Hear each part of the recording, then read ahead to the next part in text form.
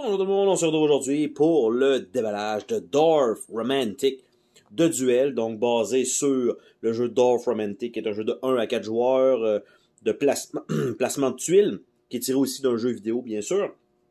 Cette boîte-ci inclut une expansion pour Dwarf Romantic, le jeu de base. Donc, toujours bon d'avoir un petit contenu supplémentaire quand on achète, on va dire, la totalité de la série, on va dire ça comme ça. Et c'est un jeu, celui-ci, uniquement 2 joueurs, donc dans cette boîte-là, qui est à peu près le même format que la boîte normale, la boîte d'origine de Dwarf Romantic. Et on voit que c'est simplement 2 joueurs pour ça, mais c'est possible si on ajoute une deuxième copie de jouer à 4 en duel. Donc, en versus à 4, tout simplement. C'est pas inclus dans ça, et je pense pas qu'il y ait assez de composantes pour pouvoir le faire non plus. On voit que chacun des joueurs a l'air d'avoir son petit plateau, parce que ces points-là, normalement, c'est des points qu'on récupère à force de placer des tuiles et d'atteindre des objectifs.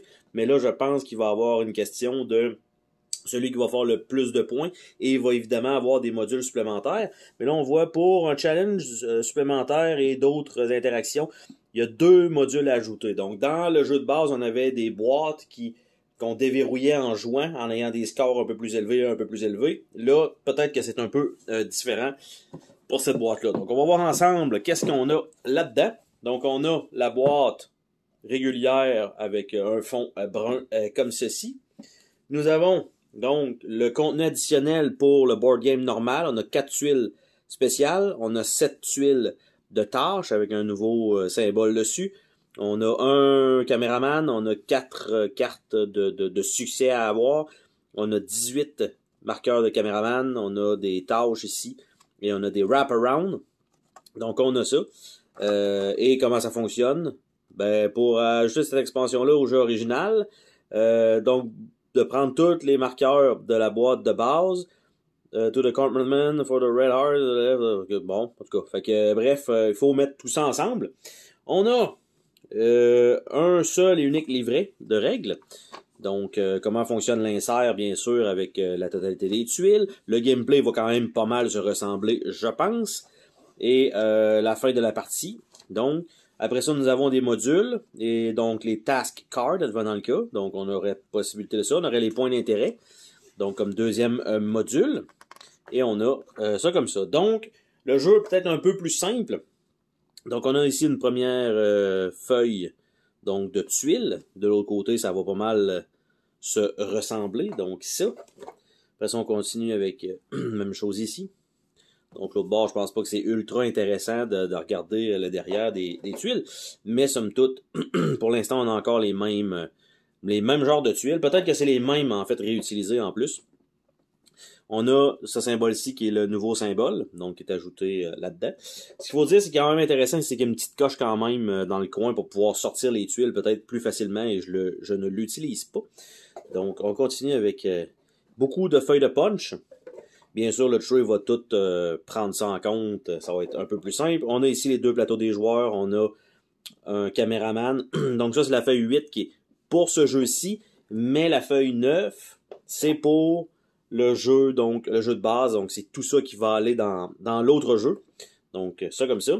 Par la suite, on a 3 standees. On a ici un espace pour je sais pas quoi. On a quelques cœurs, contrairement dans le jeu de base, on en découvre éventuellement. On a ici donc la série de cartes d'objectifs qui peut retourner ici et qui va rentrer avec des sleeves.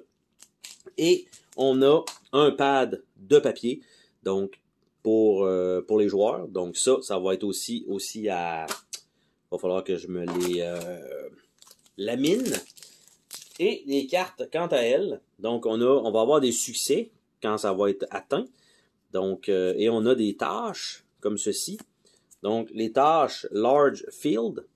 Et de l'autre côté, ben, c'est juste, en fait, chacune des types, mais il y en a 2 ou 3 par type.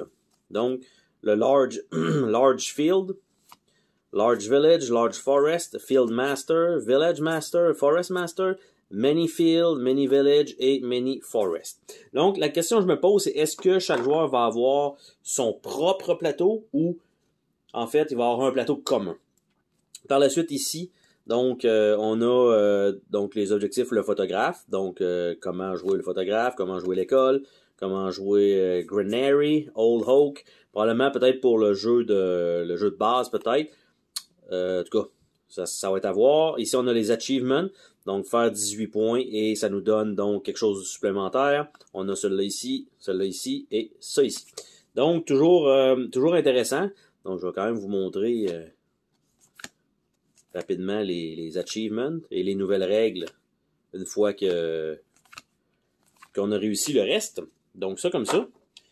Et c'est tout ce qu'on avait. Je pense pas qu'il y ait quelque chose en dessous du tray, une surprise. Pas du tout. Donc, pas de petite boîte supplémentaire à déverrouiller à deux, ce qui aurait peut-être été sympathique dans le jeu, je pense.